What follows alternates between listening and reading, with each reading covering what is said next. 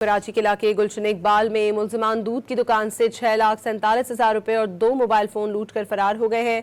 वारदात की CCTV footage भी सामने आ गई है। 3 मुलजिमान ने हेलमेट और रुमाल से अपने चेहरे छुपा रखे थे। इस वाक़े का मुकदमा भी दर्ज कर लिया गया है। मजीद जानते हैं डॉन न्यूज़ के नुमाइंदे मोहम्मद बिलाल खान से।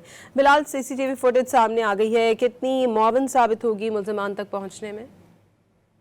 जी बिल्कुल, देखिए Gulshan Iqbal block 4A Quaid-e-Azam colony में दूध की दुकान पर डकैती की वारदात हुई है। मुलजिमान दुकान से 6,47,000 रुपए और 2 मोबाइल फोन लूट कर बासानी फरार हो गए, जबकि वारदात की सीसीटीवी फुटेज भी सामने आ चुकी है। मोबिना टाउन थाने में इस तमाम तर वारदात का मुकदमा भी दर्ज कर लिया गया, जबकि वारदात के दौरान एक मुलजिम दुकान के बाहर खड़ा रहा, जबकि 3 मुलजिमान ने दुकान में दाखिल होकर लूटमार की।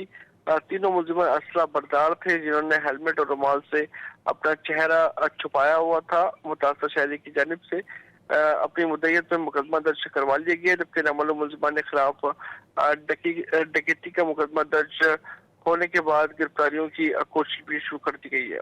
जी बहुत शुक्रिया मोहम्मद बिलाल आपका।